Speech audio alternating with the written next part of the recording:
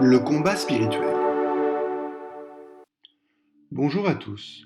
Nous continuons notre voyage dans le combat spirituel avec aujourd'hui les inventaires des armes.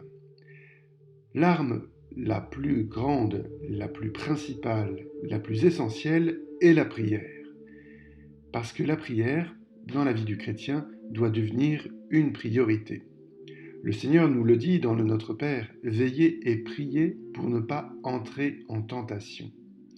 Donc le temps de prière, où nous avons rendez-vous avec Jésus, est primordial dans notre vie spirituelle. Dieu ne parle au cœur que dans le recueillement, dira sainte Jeanne de Chantal. C'est pour ça qu'il nous est proposé dans notre vie spirituelle de vivre des retraites et des pauses. Parce que le chrétien n'est pas un super-héros. Il a à accepter d'être faible. Dans la vie spirituelle, il ne faut pas se presser et regarder le moteur plutôt que le frein. Qu'est-ce qui va bien dans ma vie ? Je n'avance pas à la vitesse que je voudrais, mais j'avance tout de même. Il nous faut donc persévérer. Dans la vie spirituelle, on avance de commencement en commencement, dira saint Grégoire de Nice. Thérèse de Lisieux dira « Les saints, ce sont ceux qui tombent et qui se relèvent ». Il ne faut pas aimer nos imperfections, mais l'humilité qu'elles nous causent, dira saint François de Sales. Seule une personne humble et sereine, dira saint Maximilien Kolbe. L'humilité fait partie de la vie spirituelle. Accepter d'être une petite chenille et pas encore le grand papillon. Pour cela, vivre le moment présent. Ni vivre dans le passé, ni vivre dans l'avenir. Vivre au moment présent. Pour combattre aussi, je peux lire et prier avec les psaumes. Dans le livre des psaumes, on trouve comme un remède pour la santé du genre humain, dira saint Ambroise. Nous pouvons aussi choisir de lutter chaque jour contre un défaut. Aujourd'hui, je vais prendre celui-ci, par exemple. Et demander l'Esprit Saint. Esprit Saint, inspire-moi. Une belle prière du cardinal Verdier que nous pouvons trouver sur Internet s'adresse à l'Esprit Saint pour ce que nous devons faire. Nous n'hésitons pas à nous mettre réellement sous le regard de Dieu, en étant vrais, en ne mettant pas de masque, comme le publicain dans l'Évangile par rapport aux pharisiens. Et aussi, nous choisissons de ne pas nous comparer. Comparaison n'est pas raison, comparaison est poison. Se comparer est fatigant.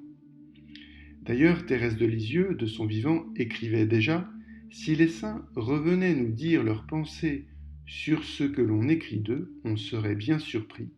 Sans doute avoueraient-ils souvent qu'ils ne se reconnaissent pas dans le portrait de leur âme. Le Seigneur nous veut saints, chacun à notre manière. » Nous l'avons vu la dernière fois, nous pouvons aussi faire des jeûnes et des sacrifices pour montrer au Seigneur que nous voulons nous détacher et avancer vers lui, qu'il soit notre seul bien, mais tout cela par amour. Nous demandons aussi au Seigneur une augmentation. Quelle est-elle ? Eh bien, l'augmentation de la foi, comme l'ont demandé les apôtres. Augmenter dans la foi, c'est aussi se réaliser dans le don de nous-mêmes.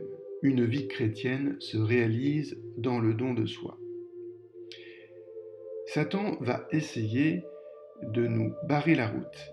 Et donc nous pouvons repérer quelle est sa stratégie pour nous barrer la route. Qu'est-ce qui fait que je tombe ? Qu'est-ce qui fait que parfois je suis ambigu ?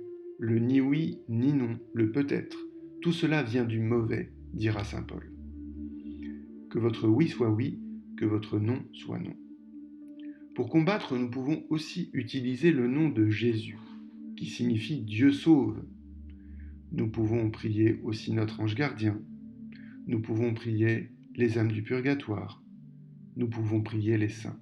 Et notre amant, notre saint patron, ou les saints que nous aimons particulièrement.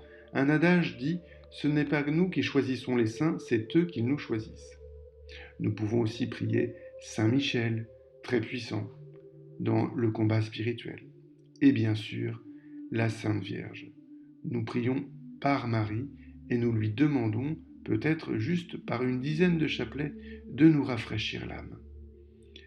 Nous pouvons continuer notre étude sur le combat spirituel avec les ouvrages suivants. Gagner le combat spirituel, sortir gagnant de nos luttes intérieures, Tactique du diable, 7 erreurs de la vie spirituelle et bien d'autres encore. Encore une fois, continuons notre lutte pour suivre le Christ et demeurons dans la joie. Bonne journée.